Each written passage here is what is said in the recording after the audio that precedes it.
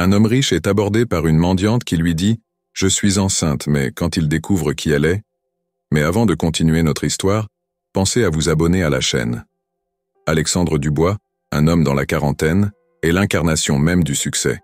Né à Paris, il a gravi les échelons du monde des affaires avec une détermination implacable. Aujourd'hui, il est à la tête d'une multinationale spécialisée dans l'immobilier de luxe et son nom résonne dans les cercles les plus prestigieux de la capitale. Ses bureaux, situés dans un gratte-ciel moderne de la Défense, surplombent la ville et tout le monde dans son entourage le décrit comme un visionnaire. Sa vie est rythmée par des réunions importantes, des conférences dans des hôtels de luxe et des dîners d'affaires dans les restaurants étoilés de Paris.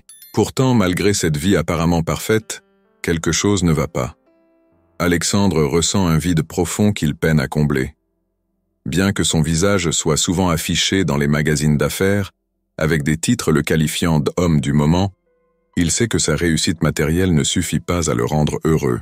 Alexandre vit seul dans un appartement luxueux au cœur de Paris, dans un quartier où les façades haussmanniennes respirent le charme et l'élégance. Pourtant, ce décor somptueux ne parvient pas à masquer la solitude qui l'entoure. Chaque matin, il se réveille dans un silence pesant, sans autre compagnie que celle de ses domestiques discrets qui veillent à son confort. Son quotidien est un enchaînement de décisions importantes, de rendez-vous à fort enjeu, mais au fond de lui, il sent qu'il manque quelque chose d'essentiel. Une fois par semaine, Alexandre se rend dans un café près du jardin des Tuileries, un lieu qui lui rappelle des souvenirs d'enfance flous mais précieux. Il aime observer les passants, les familles, les enfants qui jouent, se demandant souvent à quoi ressemblerait sa vie s'il avait fait d'autres choix. Lors de ces moments de contemplation, il ne peut s'empêcher de penser à une blessure ancienne qui ne s'est jamais refermée. La disparition de sa sœur cadette, Sophie, alors qu'ils n'étaient que des enfants. C'était un drame familial qui avait marqué sa vie. Un jour, Sophie avait disparu sans laisser de traces. La famille Dubois, pourtant puissante, n'avait jamais pu percer le mystère de cette disparition. Ce souvenir le hante régulièrement, bien qu'il l'ait enterré sous des années de travail acharné.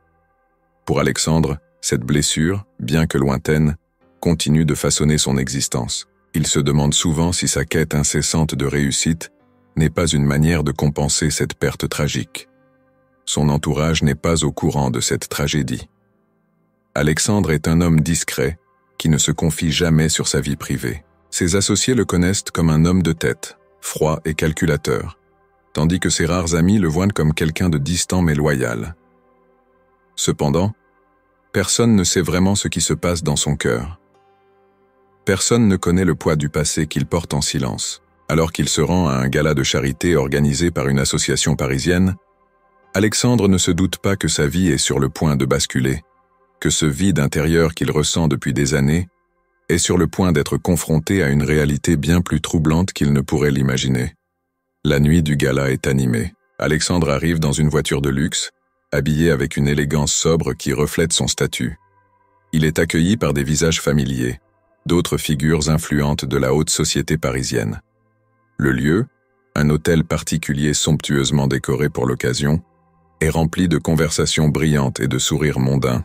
Pourtant, alors qu'il discute avec des partenaires d'affaires, Alexandre sent que quelque chose est différent ce soir-là. Une légère tension flotte dans l'air, bien qu'il ne parvienne pas à en saisir la source.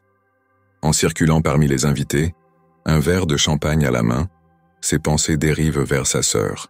Cela fait des années qu'il n'a pas réellement évoqué cette histoire.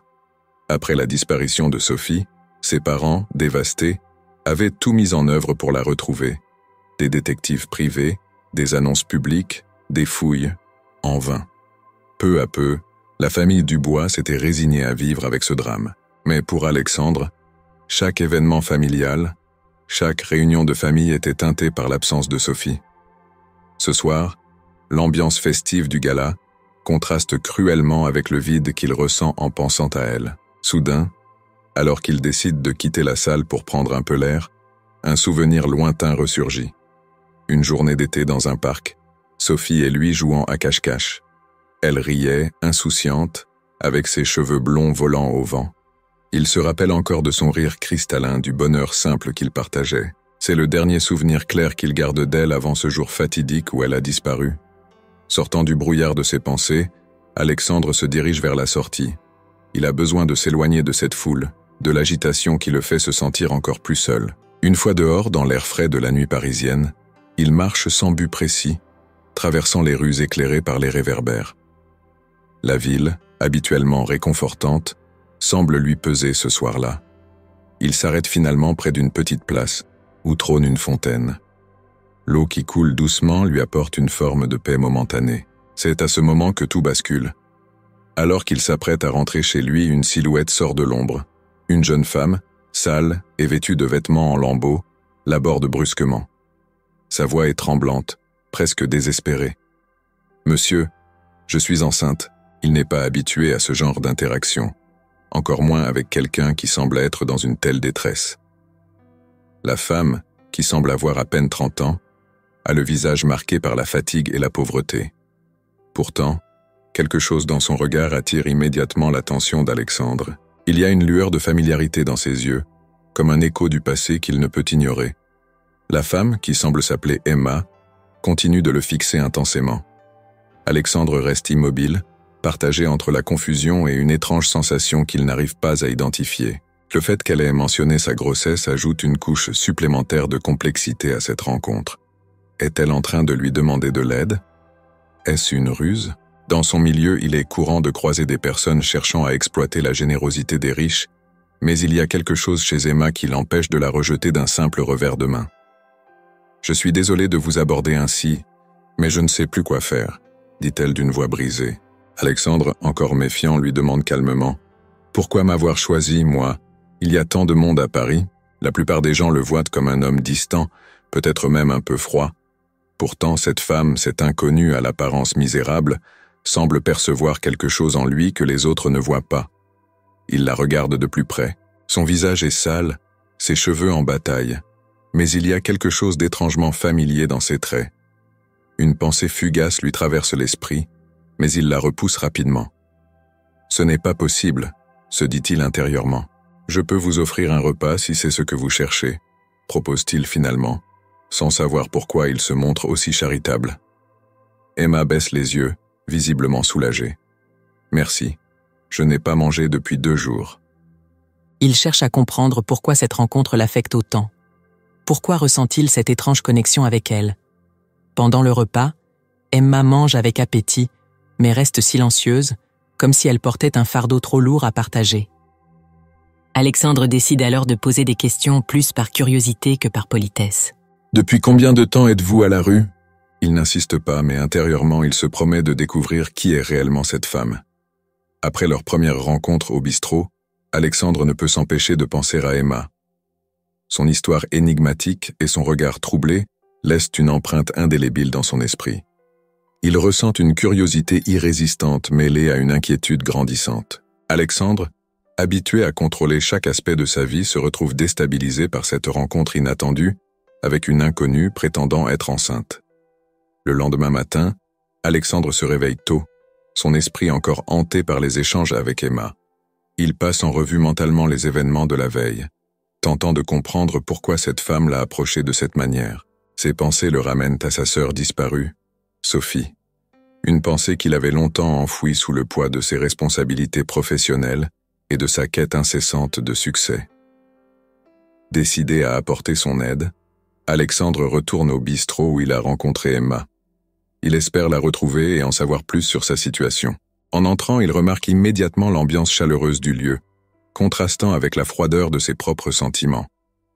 Il s'installe à une table près de la fenêtre, commandant un café en jetant des regards furtifs autour de lui. Quelques minutes plus tard, Emma entre de nouveau dans le bistrot. Elle est visiblement épuisée, son visage marqué par la fatigue et le stress. Alexandre la remarque immédiatement et se lève pour l'accueillir. « Emma, bonjour à nouveau. Je suis content de te revoir. Merci d'être revenue. C'est juste que je n'ai nulle part où aller et je suis perdu. Mon mari m'a quitté il y a quelques mois et depuis, je n'ai plus vraiment de famille. J'essaie de survivre dans la rue, mais c'est de plus en plus difficile. Il ne peut s'empêcher de ressentir une profonde empathie, mais il garde une certaine réserve, ne souhaitant pas trop s'impliquer avant de connaître tous les détails. Tu as essayé de contacter des services sociaux ou des associations d'aide? Ils disent que je n'ai pas les papiers nécessaires. ou que je ne suis pas dans une situation grave. Mais c'est très grave pour moi. En attendant, reste ici ce soir, je vais organiser quelque chose pour toi. Il sait que cette rencontre pourrait avoir des répercussions profondes sur sa vie, mais il ressent également le besoin impérieux d'aider cette femme en détresse. En rentrant chez lui, il commence à planifier les prochaines étapes, déterminé à trouver une solution pour Emma et son bébé. Au cours des jours suivants, Alexandre se consacre à aider Emma. Il utilise ses contacts dans le monde des affaires et des associations caritatives pour trouver un logement temporaire et des soins médicaux pour elle. Grâce à son influence, il parvient à obtenir une chambre dans un centre d'hébergement pour femmes enceintes, où Emma pourra recevoir le soutien nécessaire. Pendant ce temps, Alexandre essaie de maintenir une certaine distance professionnelle, ne souhaitant pas mélanger ses affaires avec son désir d'aider. Cependant, il se rend compte que ses pensées sont constamment tournées vers Emma, et il ressent une attirance croissante envers elle, malgré leurs différences de statut social et les circonstances difficiles de leur rencontre. Un soir, alors qu'il travaille tard dans son bureau, Alexandre reçoit un appel de l'Institut d'hébergement.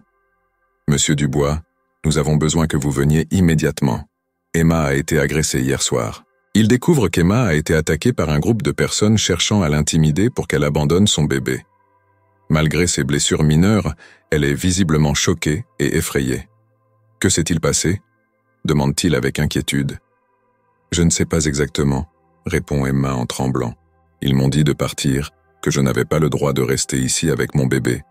Je pense qu'ils sont liés à mon ancien mari. » Il engage une équipe de sécurité privée pour la protéger et intensifie ses efforts pour dénoncer les menaces qu'elle a subies.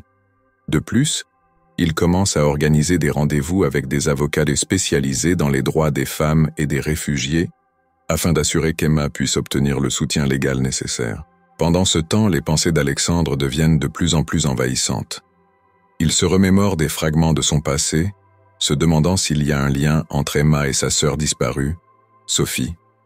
Ses pensées le tourmentent, mais il n'ose les exprimer, préférant se concentrer sur le présent et sur la protection d'Emma. Un après-midi, alors qu'il discute avec l'avocat de Emma, Alexandre partage ses préoccupations. « Je ne peux m'empêcher de ressentir une connexion étrange avec Emma. C'est comme si je connaissais quelqu'un d'autre. Mais si vous ressentez une telle connexion, il pourrait être utile d'explorer ce sentiment plus en profondeur. » Il passe des heures à fouiller dans les archives familiales, à consulter de vieux amis de la famille, espérant trouver un indice qui pourrait éclairer ce mystère. Déterminé à découvrir la vérité, Alexandre organise une réunion privée avec Emma au centre d'hébergement. Il veut comprendre qui elle est réellement et pourquoi elle a choisi de l'approcher de cette manière. En entrant dans la salle de réunion, il remarque que la pièce est simple mais accueillante, avec une grande table en bois et des chaises confortables. « Emma, merci d'avoir accepté de me rencontrer », commence-t-il, prenant une chaise face à elle. « Je suis désolé de t'avoir dérangé davantage », répond-elle doucement. « Je veux juste que tu saches que je n'ai aucune mauvaise intention. Je suis ici parce que j'ai besoin d'aide, pas de causer des problèmes. J'aimerais vraiment connaître ton histoire, pour pouvoir t'aider de la meilleure façon possible. Dis-moi que tu plaisantes.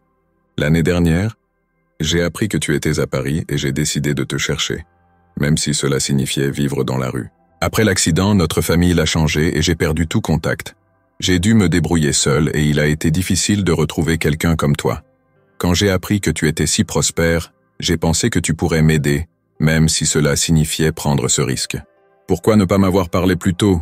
J'aurais fait tout ce que je pouvais pour t'aider. Je voulais juste avoir une chance de vivre dignement et de protéger mon enfant. Je te promets de tout faire pour t'aider maintenant. » Après leur première rencontre au bistrot, Alexandre ne peut s'empêcher de penser à Emma. Son histoire énigmatique et son regard troublé laissent une empreinte indélébile dans son esprit. Chaque détail de leur interaction résonne en lui, éveillant une curiosité profonde qu'il peine à ignorer. Alexandre, habitué à contrôler chaque aspect de sa vie, se retrouve déstabilisé par cette rencontre inattendue avec une inconnue prétendant être enceinte.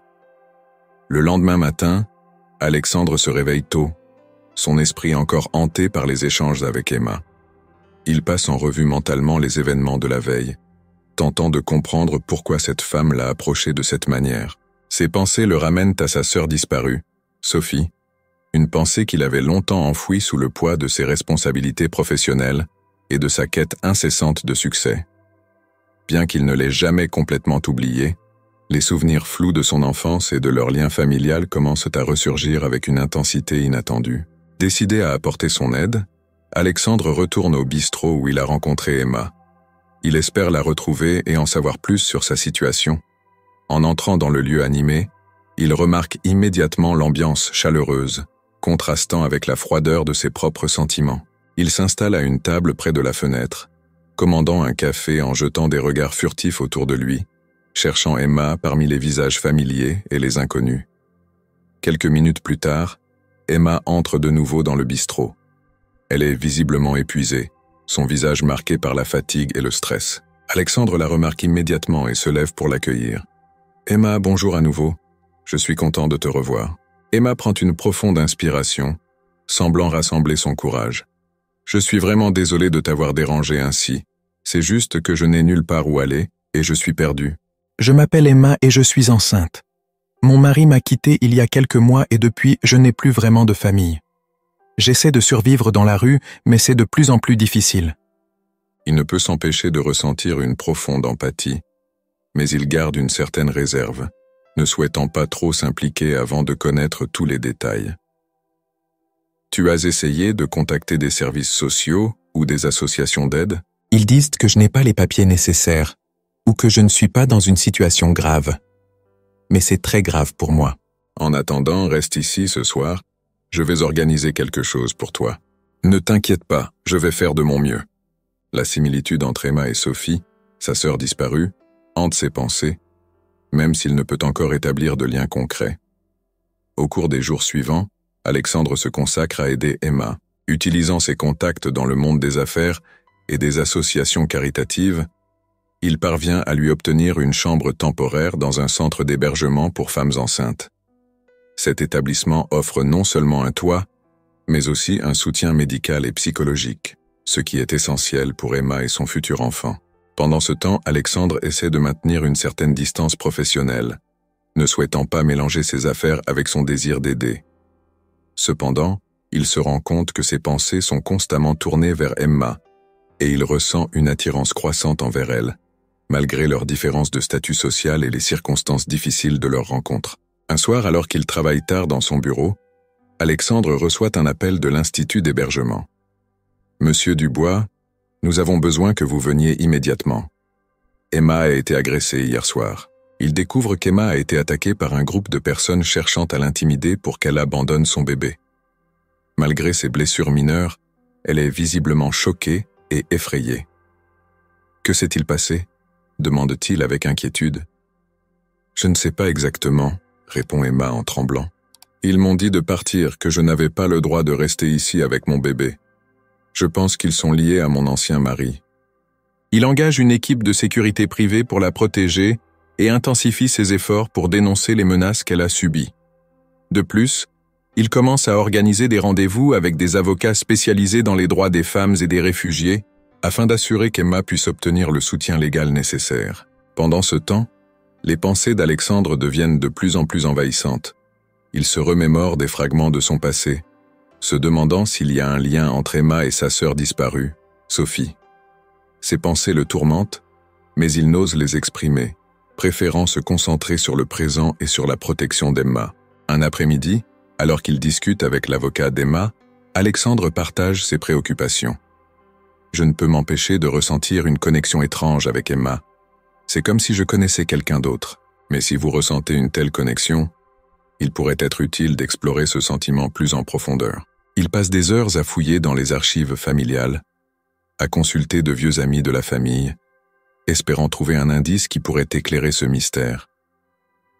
Déterminé à découvrir la vérité, Alexandre commence à mener une enquête discrète sur l'identité d'Emma. Il engage un détective privé renommé, Philippe Martin, connu pour sa discrétion et son efficacité dans les enquêtes sensibles.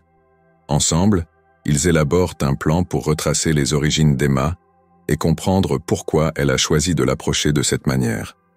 Philippe commence par analyser les informations fournies par Emma, ainsi que celles obtenues par Alexandre. Ils examinent les enregistrements de l'hôpital où elle a été prise en charge, les photos de l'établissement d'hébergement et toute autre piste susceptible de les mener à une réponse. Au fil des semaines, Philippe découvre que le passé d'Emma est plus complexe qu'il n'y paraît. Elle aurait quitté la maison familiale à un jeune âge, prétendument pour des raisons inconnues. Mais il y a des signes qu'elle aurait pu être impliquée dans des événements troublants avant sa disparition. Philippe découvre également que plusieurs personnes du passé d'Alexandre ont des liens avec Emma, ce qui ajoute une couche supplémentaire de mystère. Pendant ce temps, Alexandre continue d'aider Emma, tout en gardant un œil sur elle pour s'assurer qu'elle est en sécurité. Leur relation se renforce et une profonde amitié naît entre eux. Emma commence à se confier davantage, partageant des fragments de son histoire qui semblent étrangement familiers à Alexandre. Un jour, Philippe informe Alexandre qu'il a trouvé une piste prometteuse. Une ancienne amie de la famille, Claire Lefebvre, pourrait détenir des informations cruciales sur la disparition de Sophie. Claire, autrefois une proche de la famille, a depuis disparu des radars, et personne ne sait où elle se trouve. Si Claire est en vie, elle pourrait savoir ce qui s'est réellement passé, explique Philippe. Je vais essayer de la localiser. Nous devons respecter la volonté de chacun et ne pas forcer les choses. La tension monte, mais il reste déterminé à protéger ceux qu'il aime et à résoudre le mystère qui entoure Emma et sa propre famille. Alors que l'enquête progresse, Alexandre commence à ressentir une connexion de plus en plus forte avec Emma, sans encore comprendre la véritable nature de ce lien. Les indices s'accumulent, mais le puzzle reste incomplet, laissant Alexandre et Philippe dans l'attente de la prochaine pièce qui pourrait enfin tout dévoiler.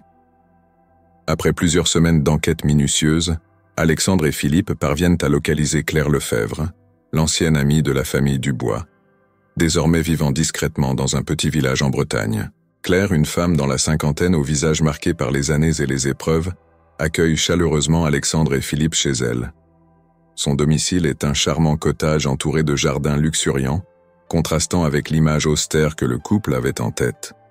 Lors de leur rencontre, Claire se montre réticente au début, méfiante envers les motivations d'Alexandre. Cependant, la sincérité et la détermination d'Alexandre finissent par la convaincre de partager son histoire.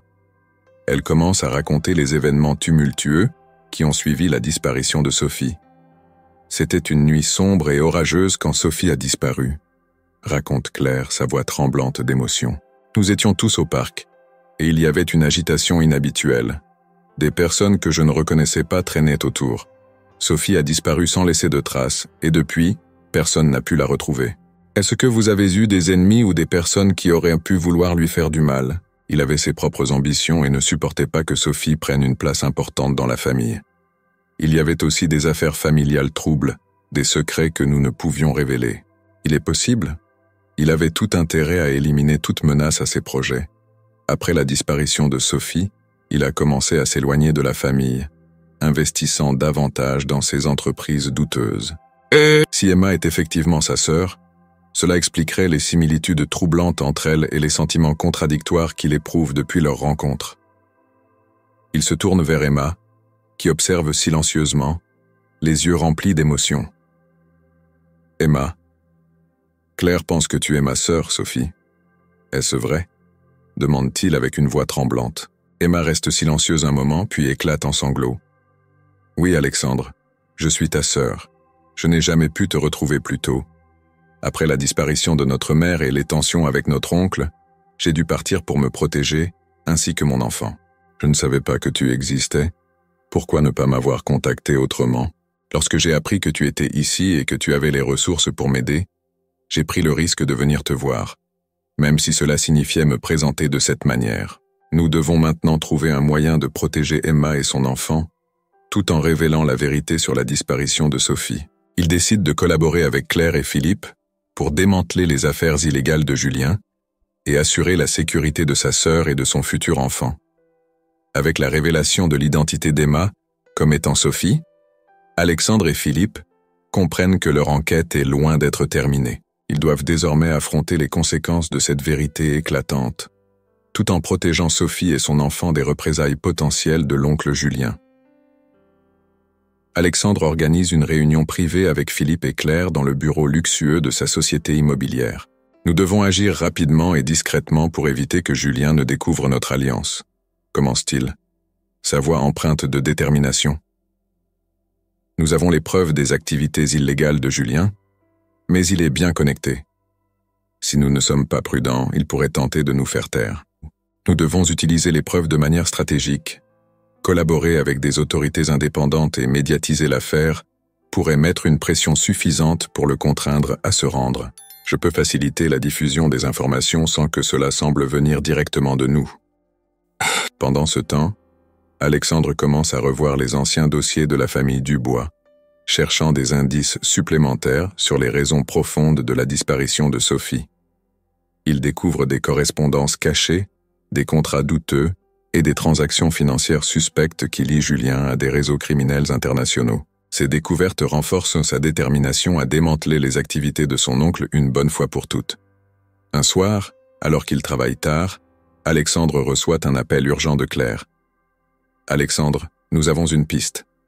Un ancien associé de Julien a accepté de témoigner. Il est prêt à parler si nous pouvons garantir sa sécurité.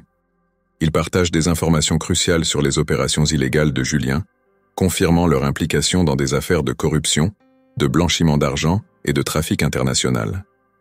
Julien était impitoyable. Il n'hésitait pas à éliminer quiconque se mettait en travers de son chemin, déclare François, les yeux remplis de terreur. Sophie a été une menace pour lui.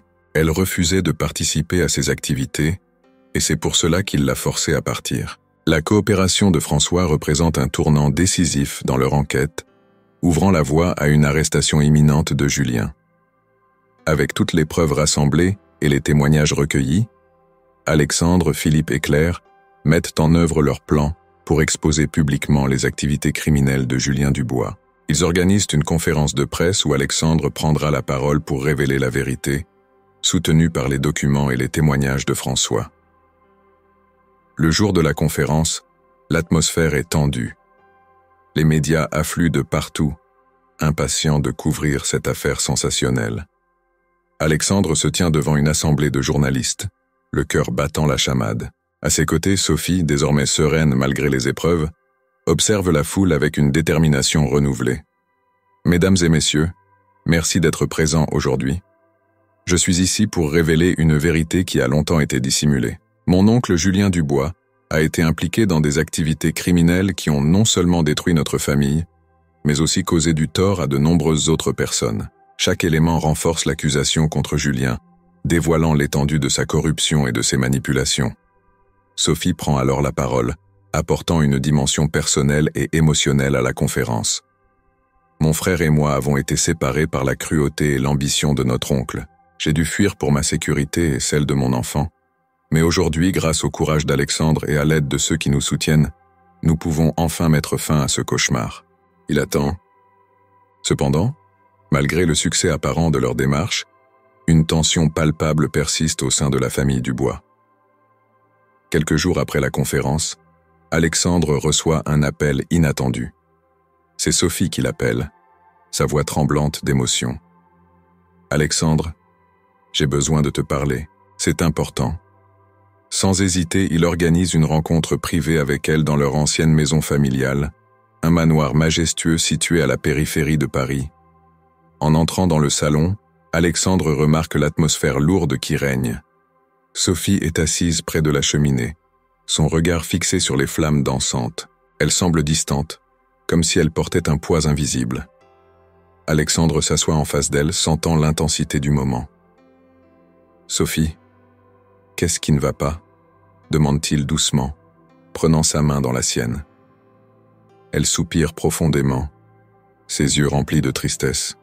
« Alexandre, il y a des choses que tu ne sais pas, des secrets que notre famille a gardés pendant trop longtemps.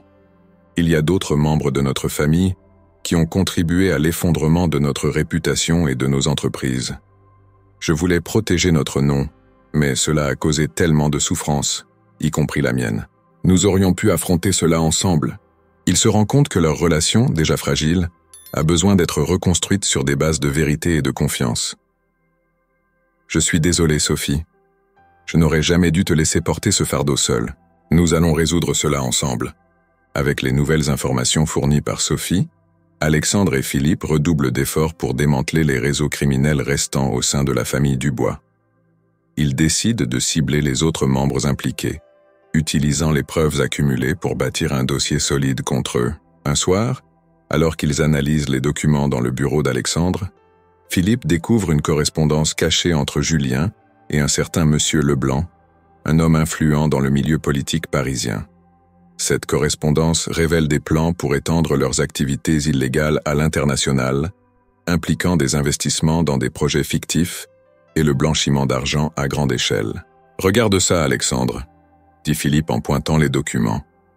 Leblanc semble être le cerveau derrière certaines des opérations les plus complexes. Si nous pouvons le convaincre de témoigner, cela pourrait être une victoire décisive. Cela pourrait faire tomber Julien de sa position. Un jour, lors d'une réunion avec un ancien employé de l'entreprise familiale, Sophie apprend l'existence d'un compte bancaire secret où Julien et ses complices avaient transféré des fonds illégaux. Ce compte pourrait être la clé pour prouver l'ampleur de leur crime. « Nous avons tout ce dont nous avons besoin pour les arrêter », déclare Sophie avec détermination. « Il est temps de mettre fin à cela une bonne fois pour toutes. » Alors que l'enquête progresse, des indices supplémentaires commencent à émerger, reliant les activités de Julien à des événements tragiques du passé familial. Alexandre découvre que l'accident ayant coûté la vie à leur mère était en réalité orchestré par Julien pour éliminer une menace potentielle à ses ambitions professionnelles. Un jour, en feuilletant un vieux journal intime appartenant à leur mère, Alexandre trouve une entrée décrivant des tensions croissantes au sein de la famille et des conflits d'intérêts entre Julien et d'autres membres influents. Ces tensions ont culminé lors d'une réunion familiale tendue, où Julien a discrètement menacé un homme d'affaires de répercussions graves s'il ne cédait pas à ses exigences. « Je ne savais pas que Julien avait une telle influence », murmure Alexandre, réalisant l'étendue du pouvoir de son oncle. « Il a manipulé notre famille depuis le début. Plus nous révélons de détails, plus il sera difficile pour lui de se cacher. Pour maman, pour toi et pour moi. » Face à l'évidence, Leblanc ne peut nier ses actes. « Vous ne comprenez pas l'ampleur de ce que vous faites, » dit-il d'une voix glaciale. Julien a toujours eu un plan. Celui-ci est juste une étape vers un pouvoir encore plus grand. Il n'y aura plus de place pour la corruption et le crime dans nos vies. Cependant, malgré leur victoire, une partie d'Alexandre reste préoccupée par le lien mystérieux et profond qui l'unit à Emma, sa sœur perdue. Après avoir démantelé les réseaux criminels de Julien Dubois, Alexandre, Sophie et Philippe ressentent un immense soulagement. Cependant, malgré leur victoire légale et morale, les cicatrices émotionnelles persistent. La confrontation avec leur passé a ravivé des douleurs longtemps enfouies, mais elle a aussi ouvert la voie à une guérison profonde et sincère. Un matin ensoleillé, Alexandre décide d'organiser une réunion familiale pour renforcer les liens nouvellement rétablis. Il invite Sophie, Philippe et Claire à se retrouver dans le manoir familial, symbole des souvenirs partagés et des épreuves surmontées. L'atmosphère est empreinte de chaleur et d'espoir, contrastant avec les tensions passées. Lors de cette réunion, Alexandre prend la parole avec émotion. « Nous avons traversé des moments difficiles, mais nous sommes ici aujourd'hui pour reconstruire notre famille sur des bases solides et honnêtes. Je tiens à remercier chacun d'entre vous pour votre courage et votre détermination. » Claire, de son côté, s'engage à documenter leur parcours et à partager leur histoire inspirante avec le monde, espérant ainsi aider d'autres familles à surmonter des épreuves similaires. Alors que la journée avance, les discussions se tournent vers des projets communs. Alexandre propose de rénover le manoir familial pour en faire un centre communautaire dédié à l'entraide et au soutien des familles en difficulté. Sophie, passionnée par l'aide sociale, souhaite diriger des programmes éducatifs et de mentorat pour les jeunes défavorisés. Les retrouvailles sont empreintes de rire, de souvenirs partagés et de nouvelles résolutions. Les tensions du passé s'atténuent peu à peu, remplacées par une compréhension mutuelle et une volonté commune de bâtir un avenir meilleur.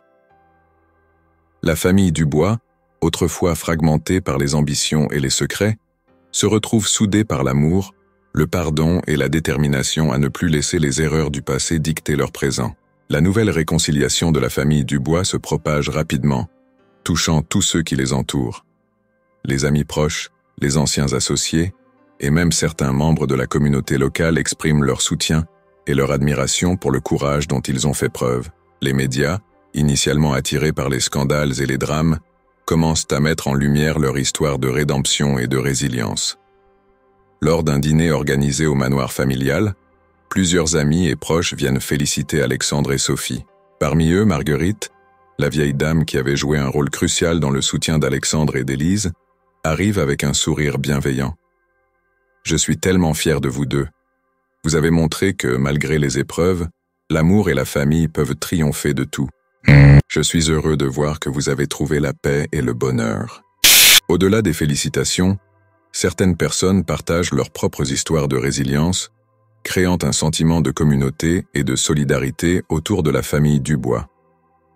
Alexandre et Sophie réalisent que leur expérience peut servir d'exemple et de source d'inspiration pour ceux qui traversent des moments difficiles, les incitant à poursuivre leurs efforts pour bâtir un monde meilleur. Avec le soutien inconditionnel de leur famille et de leurs amis, Alexandre et Sophie entament une nouvelle phase de leur vie. Le manoir familial est progressivement transformé en un centre communautaire vibrant, accueillant des ateliers, des conférences et des programmes d'entraide pour les familles en difficulté. Les jardins luxuriants deviennent des espaces de détente et de rencontre, où les enfants peuvent jouer et les adultes peuvent échanger des idées. Alexandre, fort de son expérience et de son sens des affaires, supervise la gestion du centre, veillant à ce que chaque projet soit mené avec intégrité et dévouement. Sa relation avec Sophie, désormais pleinement rétablie, est plus forte que jamais, marquée par une compréhension mutuelle et un respect profond. Un jour, alors qu'ils travaillent ensemble sur un projet de rénovation d'une aile du centre, Alexandre se tourne vers Sophie avec un sourire. « Tu te souviens de notre enfance à Paris, de nos jeux et de nos rêves ? Je suis heureux que nous puissions enfin réaliser nos aspirations ensemble. » Un soir, lors d'une soirée de célébration pour le premier anniversaire de l'ouverture du centre, Alexandre et Sophie prennent la parole devant l'assemblée. « Nous avons parcouru un long chemin, » commence Alexandre, « mais notre plus grande réussite est la reconstruction de notre famille et de notre communauté. Nous sommes déterminés à continuer d'aider et d'inspirer ceux qui en ont besoin. » La nuit s'étend sur le manoir familial, illuminé par les lumières chaleureuses du centre communautaire. Les étoiles brillent haut dans le ciel, témoignant du nouveau départ et des innombrables possibilités qui s'offrent à eux. Alexandre et Sophie, entourés de leur famille et de leurs amis, savourent ce moment de paix et de réussite, prêts à écrire les prochains chapitres de leur vie ensemble.